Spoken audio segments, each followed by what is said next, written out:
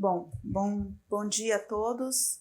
Vou encerrar hoje, então, esse curso sobre aglomerados estelares. Na primeira aula, eu falei sobre um pouquinho da estrutura da galáxia, né, e os tipos de aglomerados, onde que eles estão distribuídos na nossa galáxia. Eu falei de algumas características deles.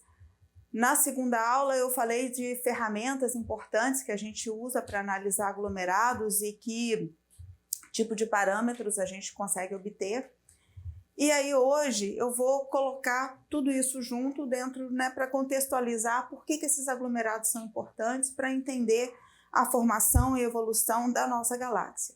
Eu vou falar rapidamente dessa parte de formação da galáxia, porque a próxima aula, a palestra seguinte, que vai ser que o Hélio vai falar sobre as estruturas da nossa galáxia, né, populações da nossa galáxia, ele vai falar com muito mais detalhes. Então, eu vou dar uma passadinha rápida aqui. Tem vários modelos de formação da galáxia, né, disponíveis no mercado. Alguns acertam mais algumas coisas, outras, enfim, deixam mais algumas coisas abertas.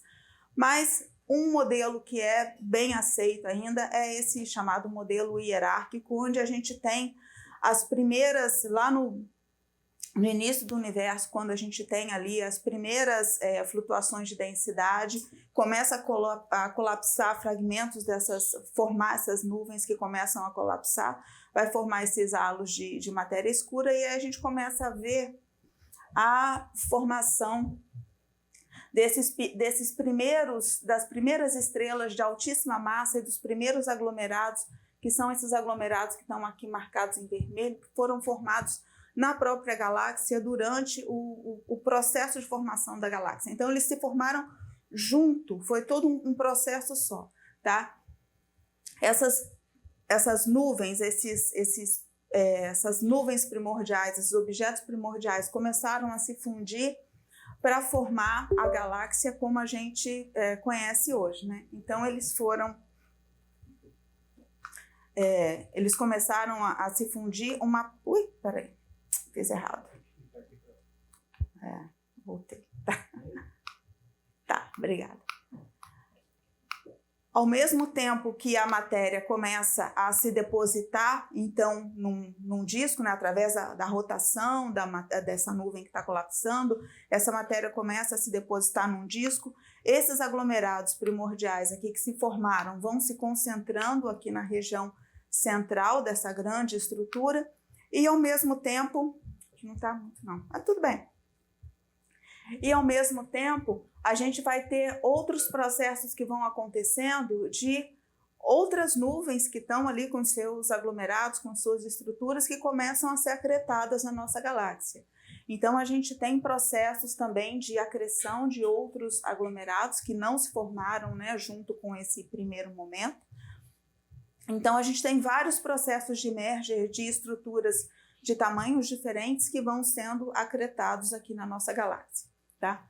Então, a gente vai ter, em princípio, uma fase rápida inicial que vai formar justamente essa estrutura esfericamente simétrica que hoje a gente reconhece como halo e como bojo, né? E ali é que a gente vai ter, então, a formação desses aglomerados globulares mais antigos, com uma idade maior do que giga-anos, e tem uma segunda fase que vai acontecer já mais num estágio posterior da formação da galáxia, que vai formar o disco fino, o disco grosso, que vai se depositar, né, vai se concentrar depois na parte central, na parte do plano, e formar o disco fino, tá? Isso vai a partir desse gás remanescente, então o gás se concentra aqui, e é onde a gente tem até hoje formação estelar acontecendo.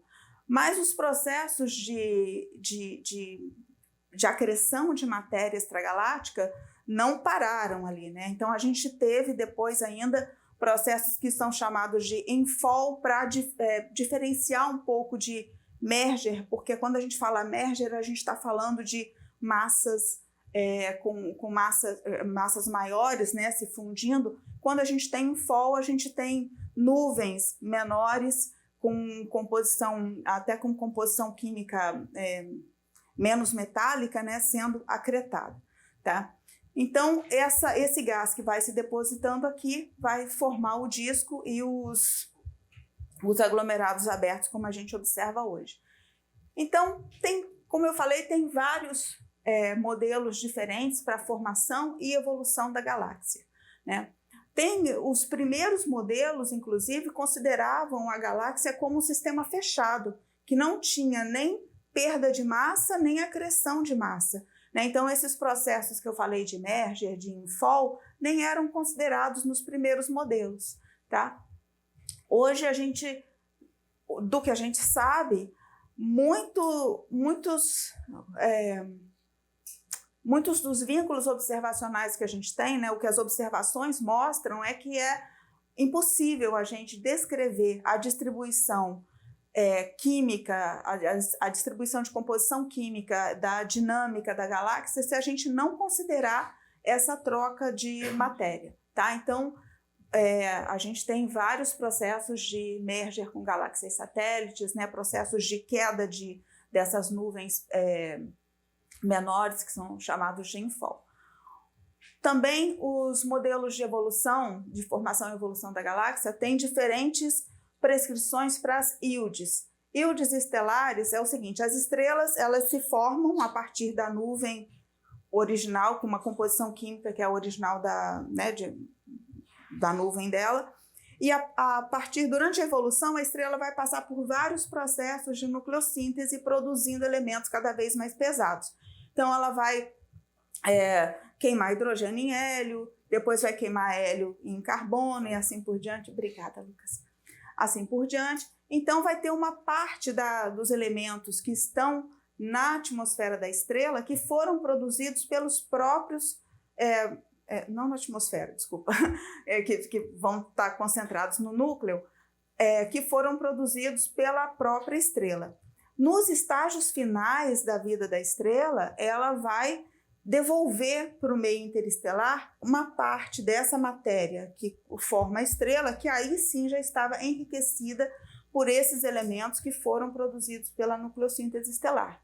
Isso, então, que a gente chama de íodes, essa diferença entre a composição química original e a composição química que é devolvida para o meio interestelar enriquecida, tá? Então, dependendo dos processos de nucleossíntese que você considera, dos tempos de processo, das seções de choque que você considera, você vai ter diferentes previsões para enriquecimento de carbono, de nitrogênio, de oxigênio, tá? Então, os modelos consideram diferentes íodes. Outra coisa também, as taxas de formação estelar também tem uma variedade disponíveis, os modelos consideram diferentes prescrições para a taxa de formação estelar, e tudo isso, né, junto com os tempos de evolução estelar, se tem rotação, se não tem rotação, como que as estrelas vão chegar nos seus estágios finais, né, qual a fração de estrelas com diferentes massas que vão enriquecer o meio com maneiras diferentes, tudo isso junto vai produzir o que a gente chama de evolução química da galáxia. A galáxia que se formou a partir de um gás primordial, né? Essa composição química foi sendo modificada com o tempo, depois de uma sucessão de populações estelares, e hoje a gente tem uma distribuição de metalicidade, uma distribuição de composição química, que esses modelos de evolução química têm que dar conta, né? Tem que explicar como que a gente saiu do zero para chegar no que a gente tem hoje, tá? Alguns desses modelos só consideram, quando fala evolução química, fala só da evolução dos elementos individualmente. Então, quanto que tinha de carbono inicialmente, quanto que tinha de carbono hoje, para falar de evolução química.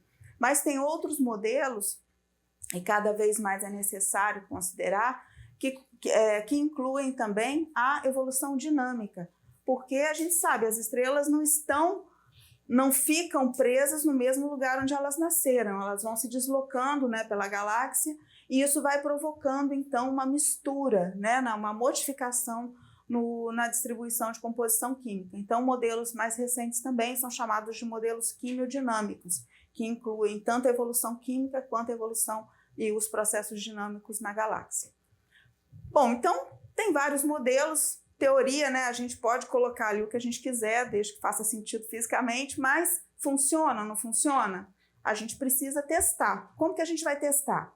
Através das observações. Então, o que a gente chama de vínculos observacionais é justamente tudo que são os resultados das observações que vão ser usados para confirmar ou não os diferentes modelos propostos.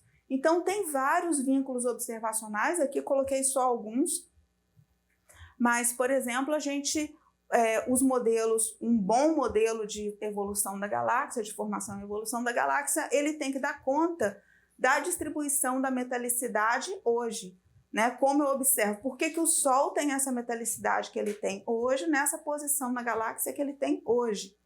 Por que os aglomerados abertos têm uma metalicidade mais parecida com o Sol, enquanto que os aglomerados globulares têm uma metalicidade mais baixa e estão onde estão? Tá? Então, tudo isso, né, tem que estar de acordo com as observações para que esse modelo seja considerado um bom modelo. Outra coisa que a gente observa é que a composição química da galáxia ela não é homogênea. Mesmo quando a gente fala halo, disco, mas mais do que isso, tem pequenas diferenças. Algumas diferenças, por exemplo, como se a gente olhar no disco, o disco não é quimicamente homogêneo. As estrelas, os aglomerados que estão na parte central do disco têm uma metalicidade maior do que as estrelas, os aglomerados que estão na parte mais externa do disco. Então, tem um gradiente radial. A metalicidade varia de maior para menor ao longo do raio da galáxia. Tá? Isso provavelmente por causa dos processos de formação estelar que eram mais eficientes na região mais interna do que na região mais externa. O Hélio vai falar na próxima aula sobre essas estruturas fósseis, né? essas interações com os sistemas satélites, né? Sistemas menores que se misturam, a população desses sistemas menores se misturam com a população estelar da galáxia e a gente consegue identificar o que é uma estrela que foi formada na nossa galáxia, o que é uma estrela que foi formada em uma galáxia anã, satélite, que perdeu estrelas aqui, que estão observadas na nossa galáxia. E, além disso, a distribuição e as idades dos aglomerados globulares e abertos na nossa galáxia. Então, todos esses vínculos observacionais, como eu falei, tem outros também, mas eu coloquei só alguns, mas todos esses aqui a gente consegue testar justamente através do estudo de aglomerados estelares, tá? Então, é bastante útil para a gente confirmar esses modelos de evolução da galáxia. Então, eu vou falar agora um pouco sobre a formação... Posso trabalhar? Existe alguma correlação entre o bojo e a eficiência na metalicidade? Porque você falou que a metalicidade é maior na possibilidade do centro e menor lá fora. Não? Existe alguma correlação? Ou seja, a metalicidade está relacionada com a dimensão do bojo? Com a dimensão do bojo? Isso. Se o bojo tem esse tamanho, então a metalicidade é alta aqui e depois ela vai caindo? Não, isso eu estou falando no disco, a gente nem chega no bojo. Porque, na verdade, todos os resultados do bojo são muito recentes. Até pouco tempo atrás, eu vou mostrar umas figuras lá no final que fala de gradiente radial, e assim, os gradientes radiais, eles, em geral, vão assim até RG, a distância galatocêntrica, a distância até o centro da galáxia, né?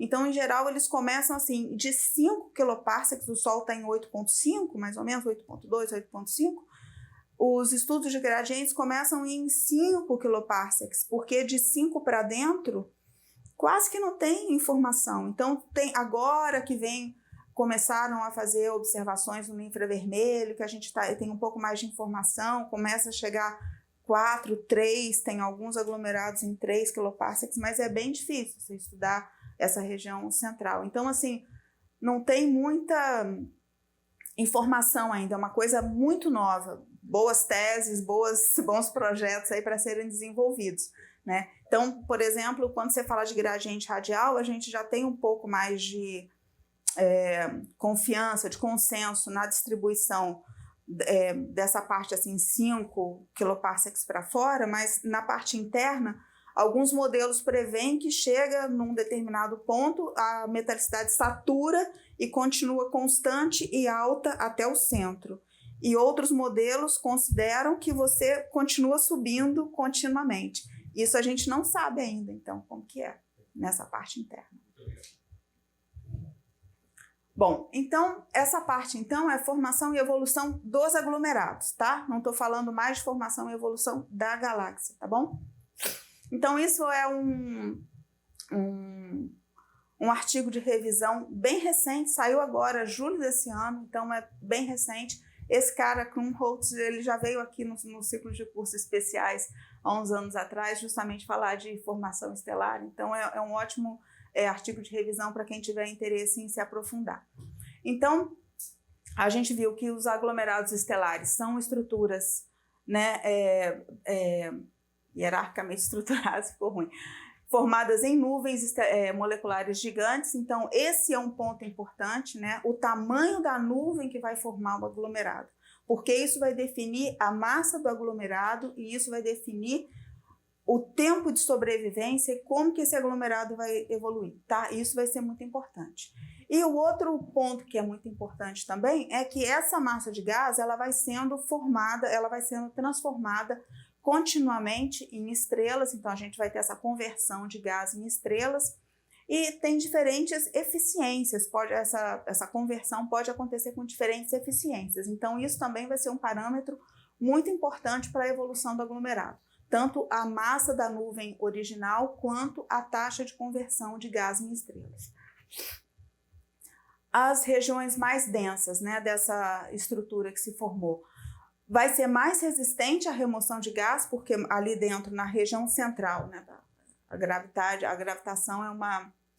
é uma força radial, então a região central a gente vai ter os objetos, as estrelas ali, o gás mais coesos, então vai ter uma alta eficiência na formação estelar justamente nas regiões centrais também do aglomerado, tá? Então, na parte externa, que é um pouco mais diluída, a gente vai ter uma eficiência mais baixa, né? Vai ter menos material disponível. A formação do aglomerado depende da eficiência, né, nesse processo de conversão. E aí, depois que tem essa fase inicial, né, que você tem a fragmentação da nuvem em pequenos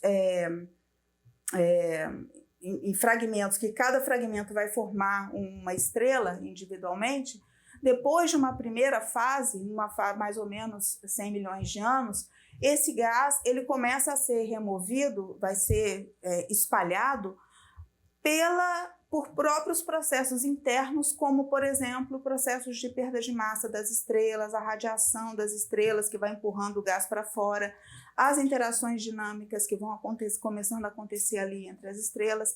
Então, tudo isso vai mudando, né, a dinâmica das estrelas dentro do aglomerado. E depois disso tem uma outra fase em que esses aglomerados eles podem começar a perder, né, as massas, as estrelas que foram formadas, e eles vão se diluindo, tá? Então, mais ou menos é essa a estrutura que a gente imagina que aconteça, e esses processos de diluição dos aglomerados, eles vão ser mais importantes, principalmente para os aglomerados de baixa massa. Então, a gente imagina que um aglomerado que tem uma massa maior, as estrelas vão estar mais ligadas gravitacionalmente, então vai demorar mais tempo, né, para que essas estrelas sejam dispersas. Então, os aglomerados globulares estão entre os aglomerados mais velhos da galáxia, então eles são usados para um campo enfim, esse termo que foi cunhado, que é arqueologia galáctica, que é justamente estudar as fases mais primitivas, né, da evolução da nossa galáxia, através desses aglomerados, justamente porque eles ainda são testemunhas dos processos de formação, né, da galáxia. Então, a gente, a partir da análise dos aglomerados e das estrelas nos aglomerados, a gente tem uma ideia de quais eram as condições na época da formação desses aglomerados. durante muito tempo, esses aglomerados, justamente porque eles são mais coesos e tal, tinham uma ideia de que a população estelar, né, era única e a metalicidade homogênea nos aglomerados globulares, nos aglomerados estelares como um todo, mas com o tempo e com as técnicas de análise, tanto fotométricas quanto espectroscópicas mais sofisticadas, mais detalhadas, foi se percebendo que os aglomerados globulares, na verdade, eles apresentam sequências fotométricas diferentes, né? Alguns deles apresentam múltiplas sequências fotométricas. Quando eu terminei na aula de ontem, falei sobre aquele diagrama, aquele chromosome map, né? A gente identifica muito bem duas populações estelares, mas às vezes você obtém até subpopulações dentro dessas populações estelares, principalmente com diferenças na composição química entre elas. Então, é indício de que aconteceu alguma coisa, né, provavelmente mais de um evento de formação estelar ou alguma contaminação, né, alguma modificação por processos internos na composição química das estrelas que se formaram depois.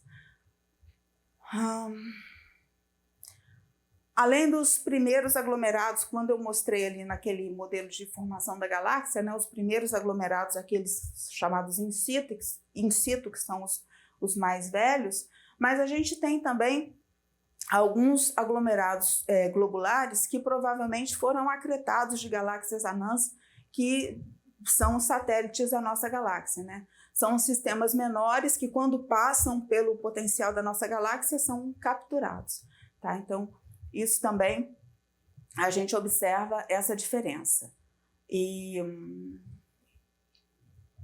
outra coisa que é importante é que os aglomerados, se você soma, né, a massa total de estrelas de aglomerados globulares é muito maior do que a massa total de aglomerados abertos. Então, para formar então um aglomerado globular, você precisa ter a massa da nuvem molecular original tem que ser muito grande. Então, essas condições de massas moleculares gigantes, né, que eram mais comuns nas fases iniciais da galáxia, hoje em dia já não são tão comuns, né? Não são comuns. Então, a gente observa ainda alguns processos de formação estelar nesses bursts em nuvens moleculares gigantes, só quando você tem, por exemplo, galáxias que estão em processos de interação muito forte, tá? Em galáxias starbursts, que são galáxias que têm processos de formação muito intensos acontecendo. Então, em situações especiais é que você tem as condições para formar aglomerados com massas tão grandes. No caso de aglomerados abertos, a gente observa uma formação contínua, né, no disco da galáxia.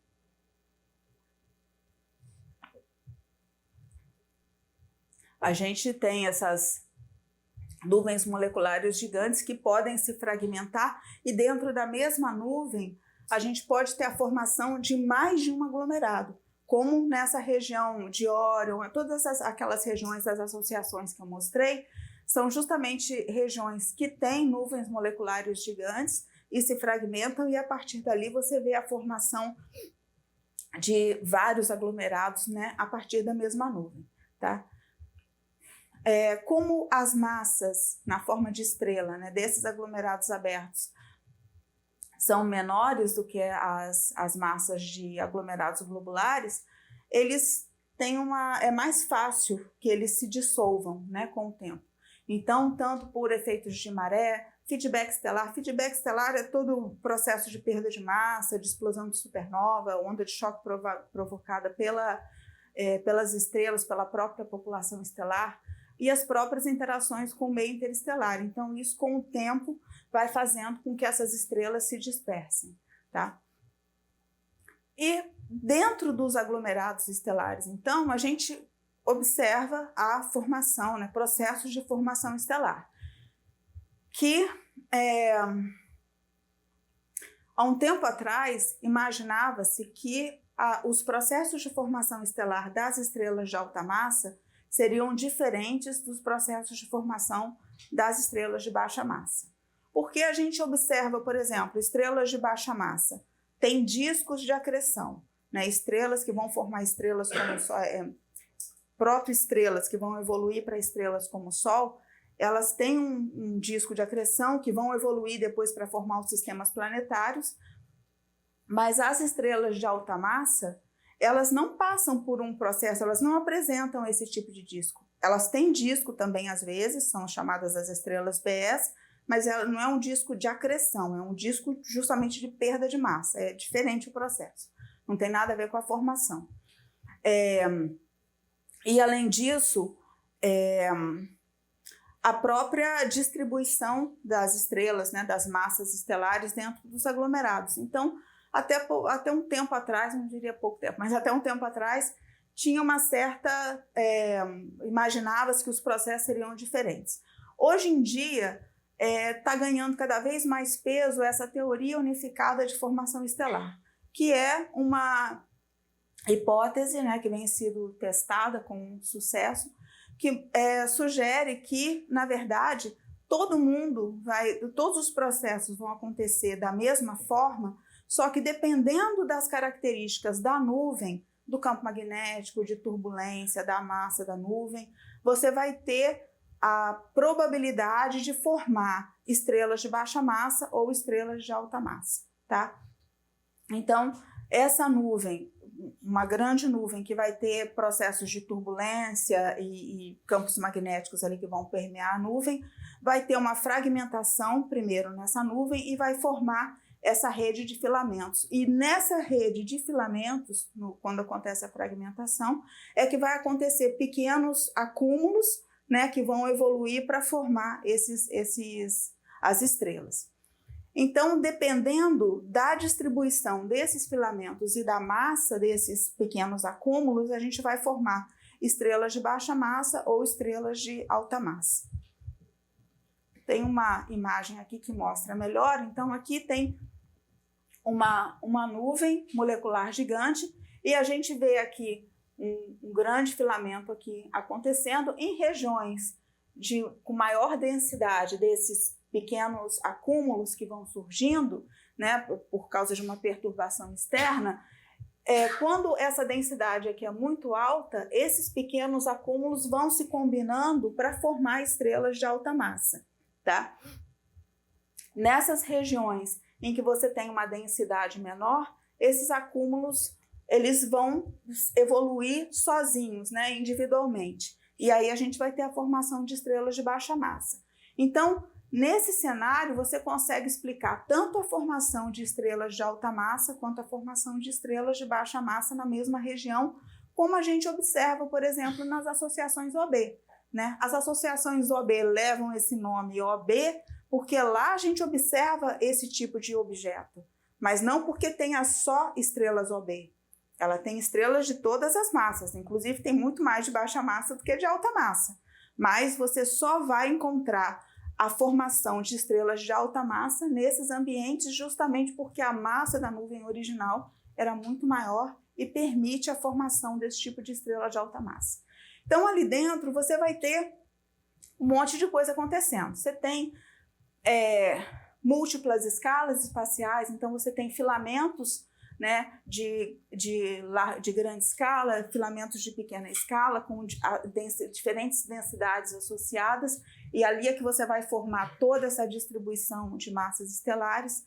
Você vai ter também objetos em diferentes fases, né, evolutivas, então você vai ter alguns objetos que ainda estão colapsando para formar estrelas, enquanto que você já vai ter estrelas que estão já na sequência principal ou até em fases mais evoluídas, no caso quando você tem estrelas de alta massa, e já começam a perturbar o meio, já vão modificando a formação estelar.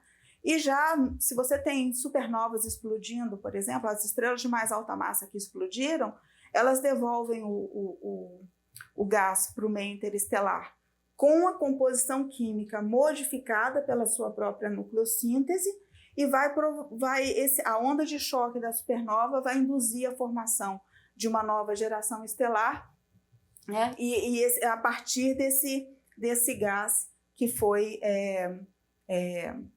ejetado, né, na explosão anterior. E você vai ter os processos de turbulência, do campo magnético, tudo isso junto com o colapso gravitacional, tudo isso acontecendo ao mesmo tempo nessa nuvem. Tá? Então você tem em fases diferentes, né, com massas diferentes, tudo isso acontecendo junto. Como que isso vai acontecer? Como que isso vai evoluir, então, até a formação esse processo de formação estelar vai evoluir até a gente observar o aglomerado, né? A gente vai ter formação de protoestrelas, então, no caso de estrelas de baixa massa, essas protoestrelas têm esses discos de acreção, né? Então, uma parte desse disco de acreção vai ser depositada na estrela, outra parte fica aqui no disco mesmo e vai evoluir em pequenos acúmulos no disco para formar os sistemas planetários. No caso das estrelas de alta massa, elas começam a emitir uma radiação, principalmente no ultravioleta, muito intensa, que vai ionizar e vai varrer a região aqui em torno delas, e a gente tem a formação dessas regiões de gás ionizado, e essa região de gás ionizado e aquecido, então, fica livre de matéria, né? Então, suspende a formação estelar aqui nessa região, tá? Então, com o tempo, à medida que esse gás vai diluindo e vai esfriando, aí é que você chega na condição necessária para outros processos de formação estelar. Deixa eu ver o que mais. Já falei. Novamente, como você tem uma distribuição de massas, né, acontecendo, se formando, as estrelas com massa muito maior, elas vão evoluindo muito rapidamente, enquanto as estrelas de baixa massa ainda nem chegaram na sequência principal. Ainda estão ali contraindo para formar a sequência principal. Então, você tem tudo isso acontecendo ao mesmo tempo, tá? E você, dependendo da massa da nuvem, você pode ter uma formação sequencial, né? Pode ter vários aglomerados formando deflagrando a formação do outro, então vai perturbando e provocando a formação do outro aglomerado. Bom, então a nuvem está lá formando estrelas, quer dizer, está convertendo, né, gás em estrelas por esses processos que eu mencionei agora, mas tem um outro processo que vai acontecendo, que é como que esse feedback estelar, ou seja, como que a perda de massa, a radiação,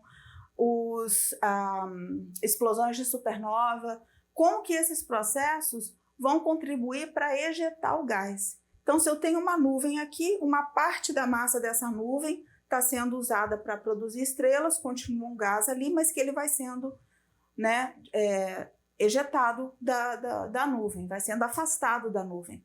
Então, eu tenho uma briga ali entre dois processos. O que vai ser mais importante, né? Se há eficiência na conversão de gás em estrelas ou o efeito desse feedback estelar para limpar a região.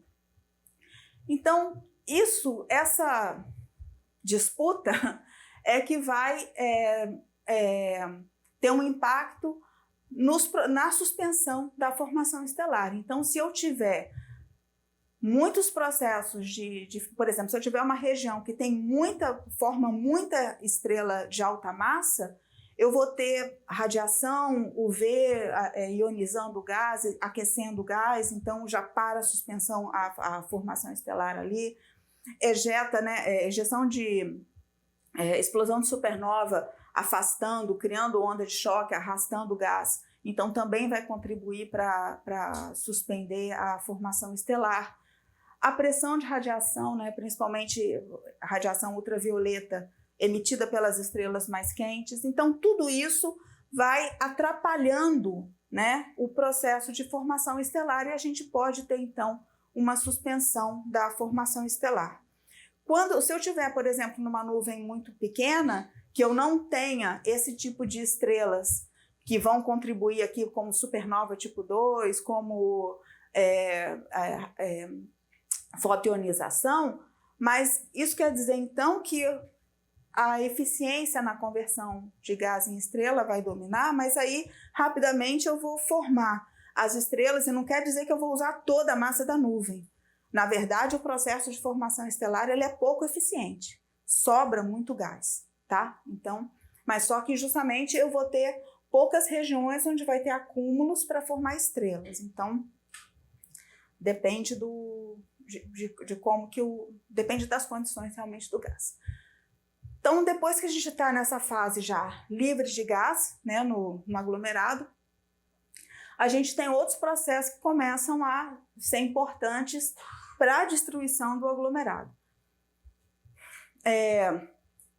Essa figura mostra justamente a equipotencial aqui, né, o centro do aglomerado está aqui no centro dessa figura azul. Aqui dentro eu tenho uma equipotencial onde as estrelas que têm uma energia abaixo de uma energia limite estão ligadas gravitacionalmente, tá? Aqui são os pontos lagrangianos, então são os pontos de escape, né, desse campo, desse potencial aqui.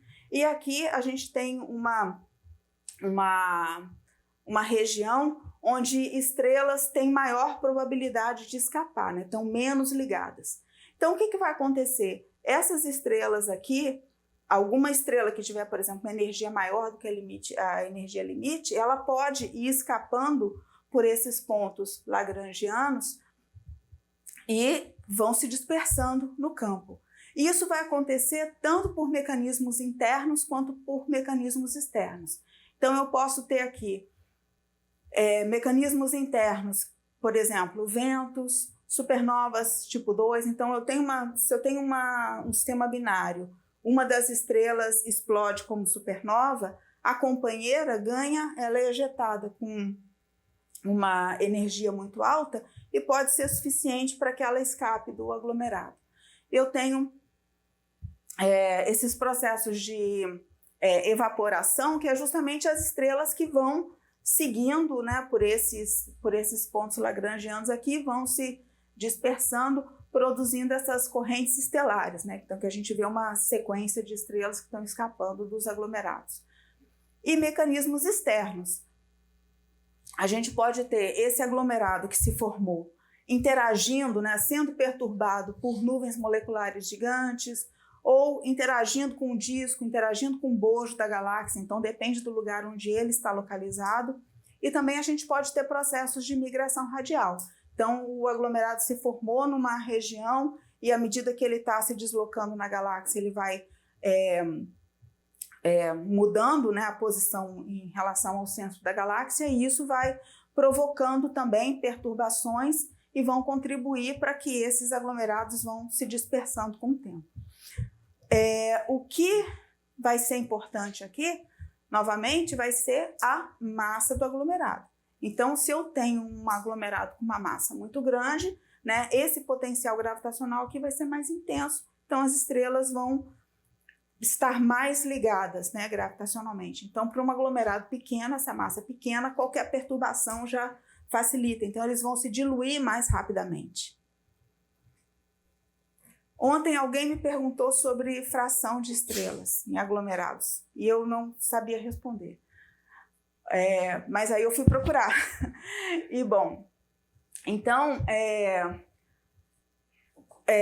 por esses processos de diluição, né, a gente vai ver que as estrelas então vão se dispersando, tanto os aglomerados globulares, que já foram perdendo estrelas. Isso aqui, eu nem lembrava mais da época que eu fiz como é que é a estrutura e dinâmica da galáxia lá não sei quantos anos atrás, mas e também provavelmente esses números já mudaram bastante. Mas o que eu encontrei mais recente é que aproximadamente entre 50%, mas talvez 80% das estrelas dos aglomerados globulares já foram perdidas para o campo, tá? Então isso é um número bastante interessante que mostra como que mesmo os aglomerados globulares, né, através de interação com o potencial da galáxia, ele vai perdendo estrelas para o campo. Então, a gente tem muito mais estrelas no campo do que em aglomerados. Isso depende também do tipo espectral, né, porque estrelas de alta massa, que são estrelas mais jovens, tiveram pouco tempo para se deslocar dos aglomerados onde elas se formaram, então é mais fácil você encontrar essas estrelas ainda em aglomerados, mas quando a gente pega estrelas de baixa massa, que é a maioria das estrelas na galáxia, né, encontrei esse valor aqui, bem recente, que diz que menos de 1%. Isso me deixou muito surpresa, porque eu não sabia desse número. Menos de 1% das estrelas no disco fino estão em aglomerados. Então, tá? Já teve muito tempo para os aglomerados anteriores se dispersarem e produzirem, e essas estrelas, então, hoje compõem o que a gente chama de estrelas de campo. E isso vai depender, então, do ambiente galáctico, né, de onde esses aglomerados foram formados, se no disco ou no halo, o tipo de aglomerado que se formou, se é aglomerado aberto ou aglomerado globular, a idade, os processos de evolução do aglomerado, né, e mesmo em aglomerados do disco, aglomerados jovens do disco, vai depender se está na parte interna, na parte externa do disco, porque a gente tem uma distribuição de densidade no disco da galáxia. Então, isso vai favorecer, pode favorecer ou não, né, esses processos de diluição. Então, aqui eu coloquei, até ficou invertido, mas eu coloquei aqui uma evolução de alguns artigos de revisão justamente sobre essa questão da diluição dos aglomerados. Você vê que a gente tem aqui de 2003, 2010, 2015, né, como que as percepções vão mudando, as novas observações vão mudando, e a gente vai vendo, então, que hoje em dia a gente sabe que tem esses processos de diluição dos aglomerados são bem importantes.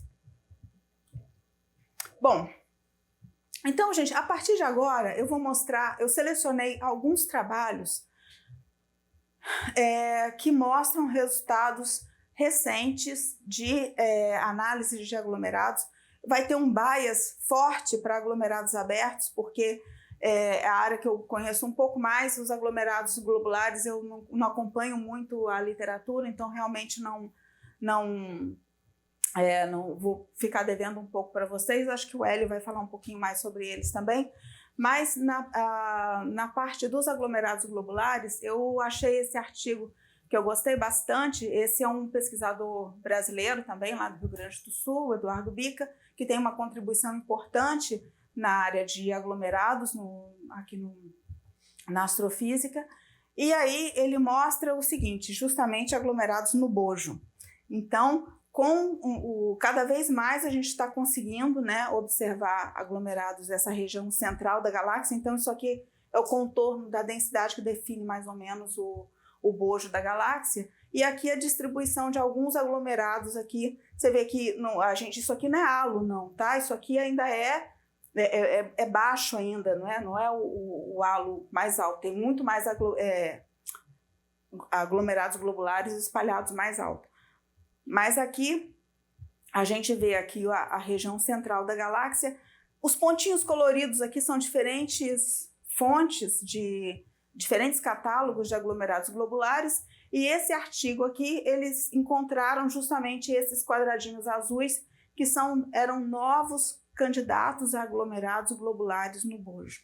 Então, cada vez mais que a gente vai tendo levantamentos sistemáticos, observação sistemática, né, a gente vai identificando esses candidatos e aí tem que testar, fazer aquele teste de análise de membership para ver se as estrelas daquele aglomerado, se essas estruturas são realmente aglomerados ou não. Lembra que a gente está numa região de extinção muito forte, então é bem difícil a gente identificar, né, e analisar esses objetos que estão nessa região.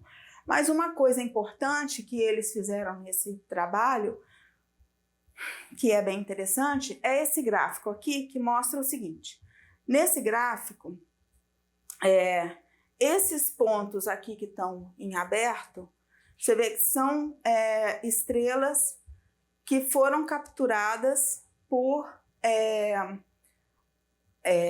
galáxias anãs ou aglomerados que foram capturados, e vê que eles seguem uma relação entre idade e metalicidade desses aglomerados. Ou seja, eu tenho aqui, ó, os aglomerados mais velhos têm metalicidade mais baixa, tá?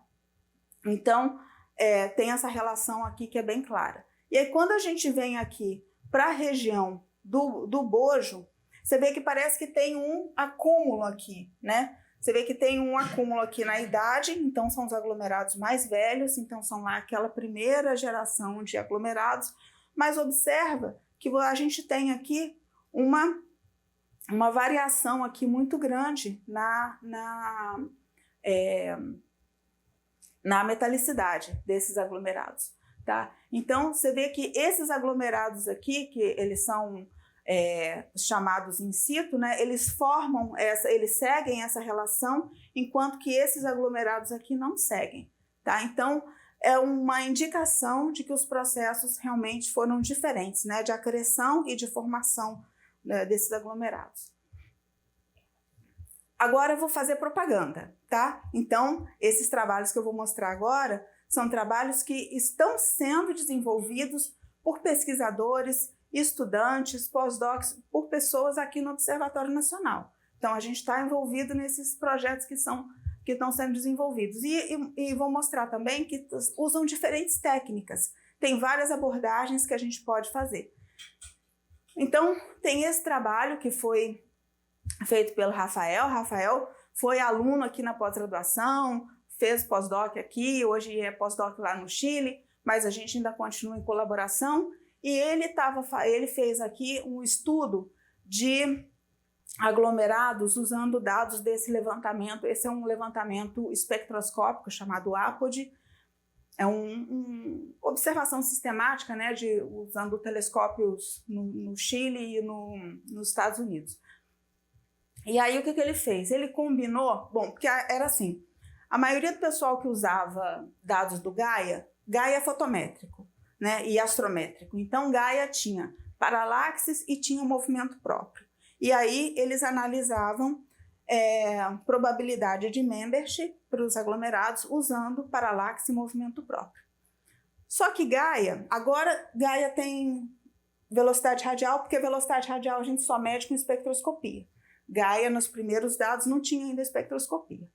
Então, o que o Rafael fez? Ele combinou paralaxes e movimento próprio do Gaia com a velocidade radial que foram obtidas a partir dos espectros do APOD, para testar a membership, para ver se um novo parâmetro para definir se as estrelas eram membros ou não, se isso modificaria o número de estrelas em aglomerado e se isso modificaria a análise de metalicidade desses aglomerados. Então, foi isso que ele fez.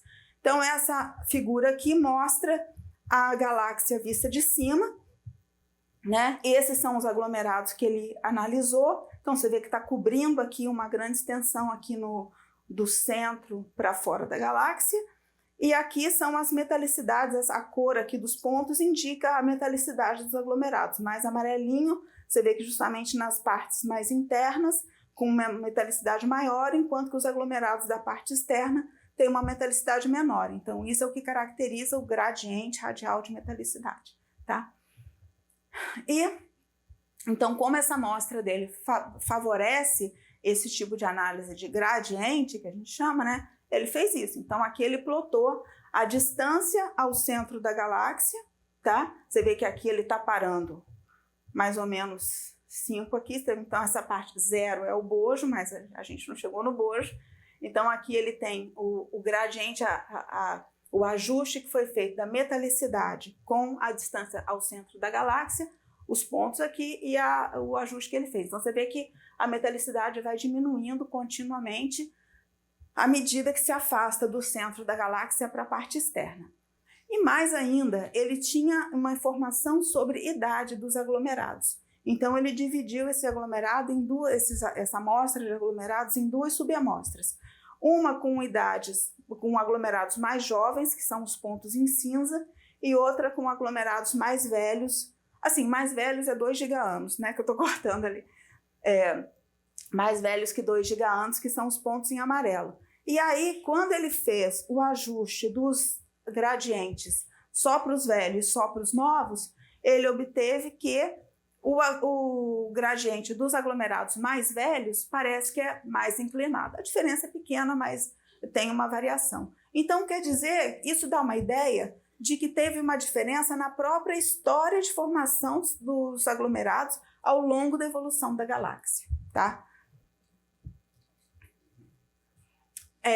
Esse foi um trabalho, aí uma técnica um pouco diferente, um trabalho, essa foi o resultado da tese de doutorado de um aluno meu, o Wilton, que foi defendido aqui no observatório. E o Wilton, ele estava analisando estrelas de uma associação OB. Então, essa aqui é a associação de Carina OB1, tem outras associações em Carina.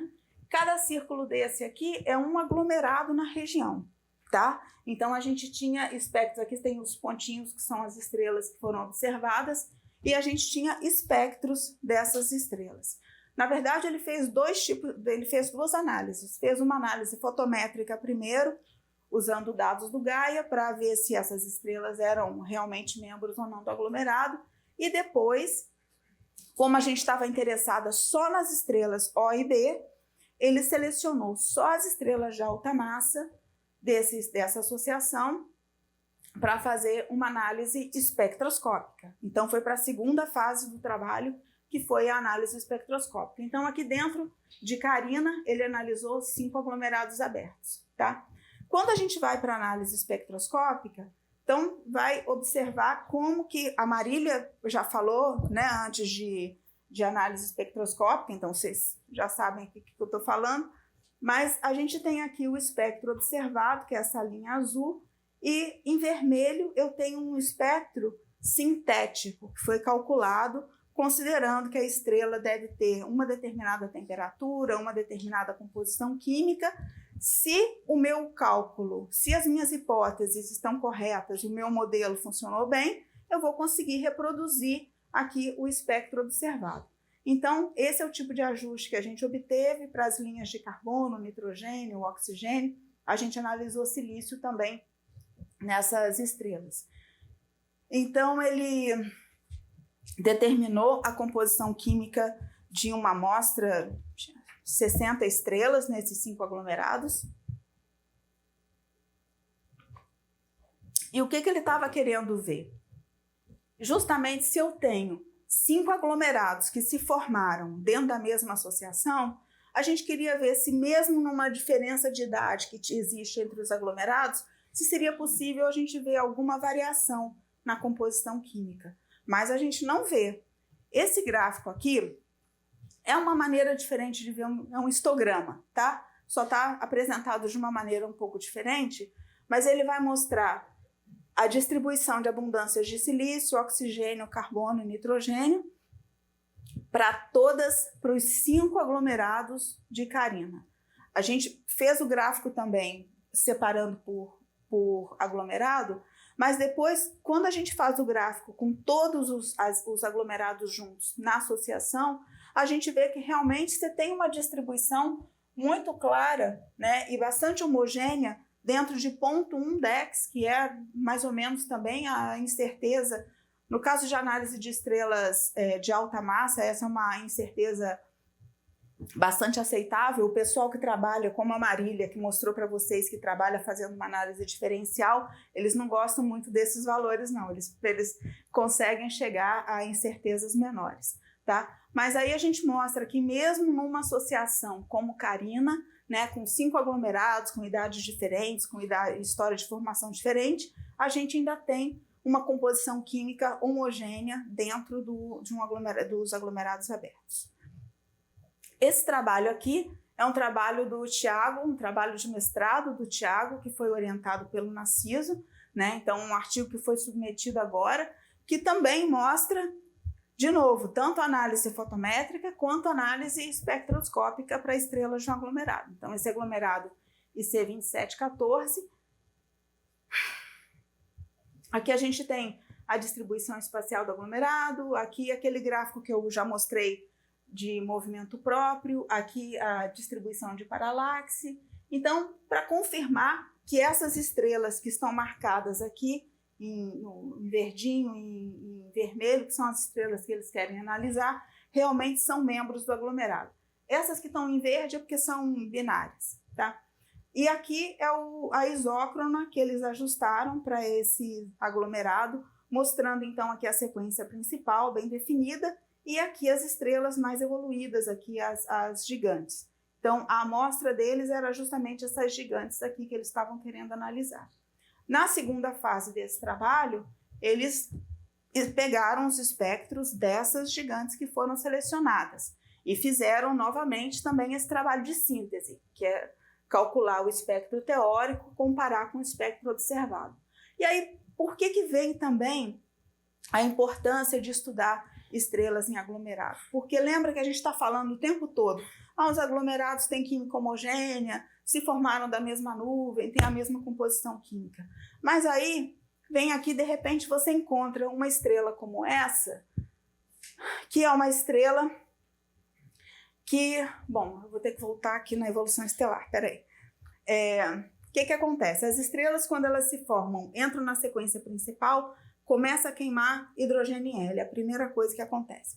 Mas um pouco antes até, e durante a sequência principal, um pouco antes até, quando a temperatura é alta o suficiente, mas ainda não tanto para queimar o hidrogênio, essa temperatura mais alta já é suficiente para destruir um elemento que é muito importante, usado como indicador de idade, que é o lítio. O lítio é muito sensível à temperatura, né? Então, as estrelas, quando entram na sequência principal, o lítio já foi destruído, ok? Aí, o que acontece? Tem algumas estrelas que estão aqui na fase de gigante, ó, já saiu da sequência principal. Já não era para ter lítio nenhum, mas apresenta lítio. São as gigantes ricas em lítio. Como que você explica? Você não deveria estar vendo aquele elemento ali, mas a gente observa, são muitas, tá? Então, quando você observa, justamente analisa estrelas de um aglomerado, né, que todo mundo deveria ter a mesma composição química, você detecta essas anomalias, né, essas estrelas quimicamente peculiares, tá? Então, isso também é uma contribuição importante. E o Tiago também comparou a metalicidade média desse aglomerado que ele analisou com a distribuição de metalicidade de outros aglomerados da galáxia, com diferentes cidades e tal, para ele ver aqui, essa região aqui, o Sol está aqui, né? E aí ele comparou para ver se estava de acordo com a distribuição, com o gradiente esperado para os aglomerados. E vou falar um pouco mais de gradientes, porque, bom, eu gosto desse tema, minha tese de doutorado foi nesse tema, e até hoje é um tema assim, que eu gosto bastante, que foi um trabalho recente que teve sobre gradientes de metalicidade usando aglomerados. E aí, o que eles fizeram? Tiveram uma grande sacada. Tem diferentes projetos, cada um faz de um jeito, tem 5 levantamentos, todos eles espectroscópicos, cada um faz sua análise de uma maneira diferente, cada um encontra um resultado diferente, não muito, mas encontra resultados diferentes. O que eles se propuseram a fazer? Pegaram os resultados de 5 grandes levantamentos espectroscópicos, que são esses que eu anotei aí, e aí tinha um problema. Um usa um modelo, outro usa outro modelo, outro usa outra técnica para analisar, técnicas diferentes. Isso poderia introduzir diferenças sistemáticas na minha análise. Então, eles fizeram um trabalho de homogeneização dos resultados de metalicidade, que foram determinados espectroscopicamente, para poder comparar banana com banana, né? E aí, obtiveram esse gradiente com uma amostra de 250 aglomerados que foram analisados aí, pegando esses dados da literatura. Qual é o diferencial nesse trabalho usando aglomerados? quando você faz gradiente radial de abundâncias de estrelas, você tem um limite na distância que você ainda consegue detectar estrelas muito distantes do Sol, né? Se forem estrelas tipo solar, o raio que você consegue ainda observar essas estrelas são ainda muito perto do Sol, né? Você consegue só pegar uma região aqui mais perto da vizinhança. Quem estuda gigantes consegue observar um pouquinho mais longe.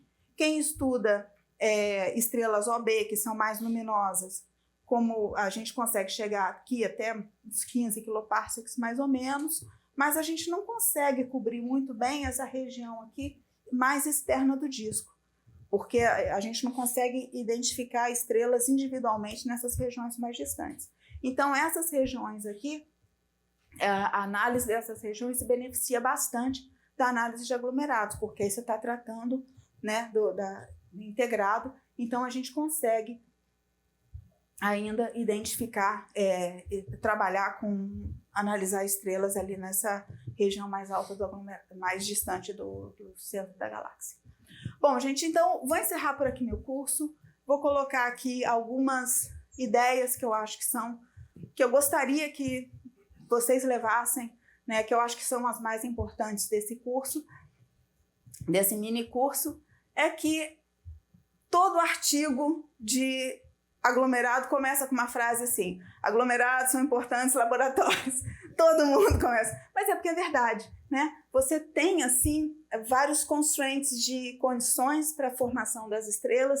Então, é verdade. E a gente pode testar modelos de evolução estelar, modelos de nucleossíntese, modelos de evolução dinâmica. Então, laboratórios realmente são importantes laboratórios para aglomerados, são importantes laboratórios para astrofísica estelar. Os aglomerados globulares são registros fósseis da história, né, da formação da evolução da galáxia, então tem uma contribuição importante para ajudar a compreender como a galáxia se formou e evoluiu até aqui. Os aglomerados abertos, por sua vez, como são jovens, estão no disco, eles são importantes traçadores da formação, dos processos de formação estelar que estão acontecendo na galáxia, né? Tanto os aglomerados globulares quanto os aglomerados abertos vão contribuir para a gente entender o que levou, quais foram os processos que levaram a esse padrão de abundância que a gente observa hoje na nossa galáxia. E outra coisa importante é que, como eles vão se dissociando com o tempo, eles vão fornecendo estrelas aí, né, para estrelas de campo da galáxia. Ok? Então, obrigada.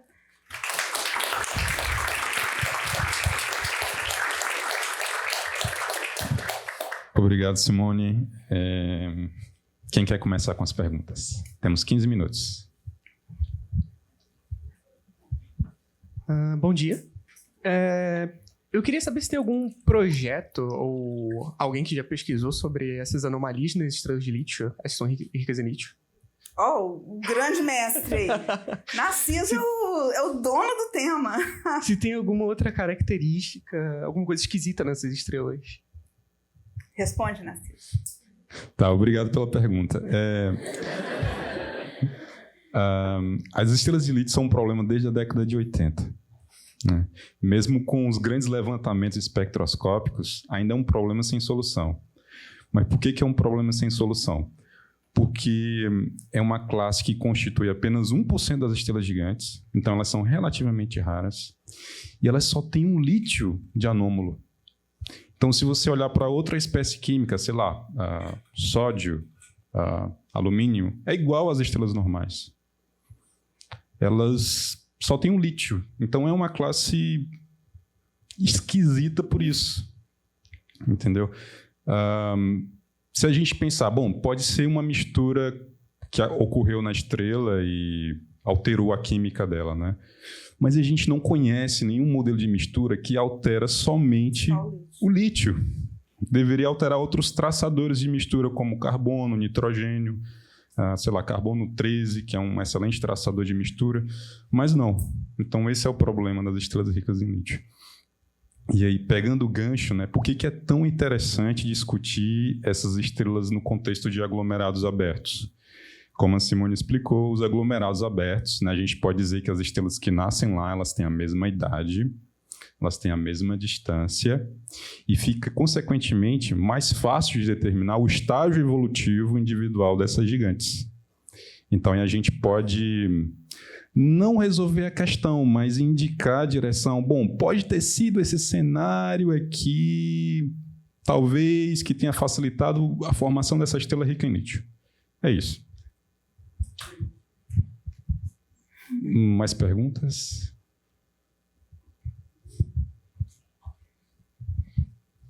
Obrigada pela aula, professora, pelas aulas. Eu queria saber mais sobre a fração de estrelas em aglomerados do disco fino, mas também do disco espesso. Tipo, se tem alguma diferença e também sobre se esse processo de destruição de aglomerados consegue nos ajudar a entender de onde o nosso Sol veio. Então, eu até fui procurar justamente essa história do Sol, porque isso era uma história assim que eu já conhecia há muito tempo, mas não estava acompanhando. Então, fui ver se tinha alguma... Porque com essa história toda de busca por gêmeas solares e tal, porque a composição química é sempre um indicador, né, quando a gente identifica estrelas de uma mesma população, que é chamado chemical tagging, a composição química é um indicador de que as estrelas têm a mesma população. Então, eu fui até olhar, porque hoje em dia, não sei se a Marília falou de gêmeas solares aqui, mas identifica várias estrelas que têm composição muito semelhante ao Sol, né? Então, se de repente tem alguém indo nessa direção de testar se essas estrelas poderiam ter sido formadas no mesmo aglomerado que o Sol se formou. E assim, na verdade, não tem nenhuma indicação da dinâmica, enfim, dos movimentos dessas estrelas. Você não consegue identificar se elas tiveram uma origem comum, justamente porque tem uma idade mais avançada que já se misturou tanto, já teve um movimento tão perturbado que você não consegue identificar se essas estrelas tiveram uma origem comum. É diferente daquele caso que eu mostrei ontem, antes de ontem, quando eu falei daquele método do ponto convergente, mas aquelas eram estrelas OB, tiveram pouco tempo ainda, nem se dissociaram ainda da nuvem. Então, você consegue traçar para trás, né, como se fosse um filme voltando para trás, você consegue traçar de onde elas vieram. Mas no caso de estrelas como o Sol, você já não consegue mais. O Sol já deu, acho que 2,5 voltas na galáxia. Então, já bagunçou tudo, entendeu? Então, assim, você não consegue traçar.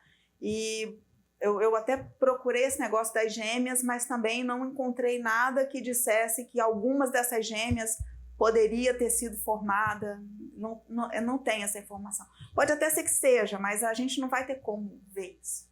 Entendi. Só mais uma curiosidade que eu tenho. A gente tá mais perto do disco fino ou do disco espesso? A gente tá bem no disco fino.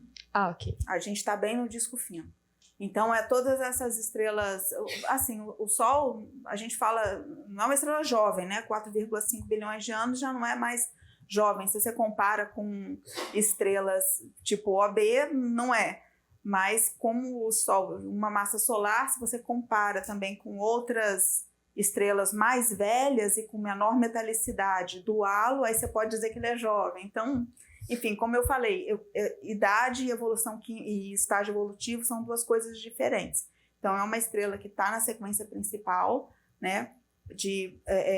A metalicidade do Sol é usada como referência para dizer se uma estrela é mais metálica ou menos metálica, e em geral, então é considerada zero, né? Em geral, quando você fala de baixa metalicidade, você tem estrelas com metalicidade -5, né? Muito menores que o Sol, mas estão distribuídas principalmente no halo ou no bojo, né? Entendi, muito obrigada, professora.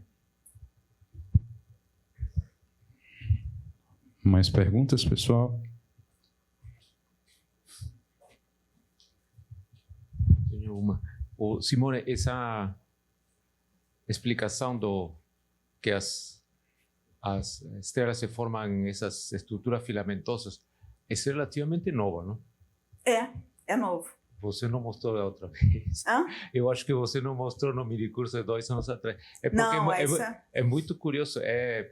Isso é uma coisa bem copiaram nova. É isso, provavelmente copiaram ou se motivaram acontece a mesma coisa na explicação da formação de estruturas universais.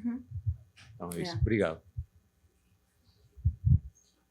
Vou te passar a referência desse artigo. É muito legal. Mais perguntas, pessoal? Não sejam tímidos. Não? Então vamos agradecer a Simone pelo minicurso.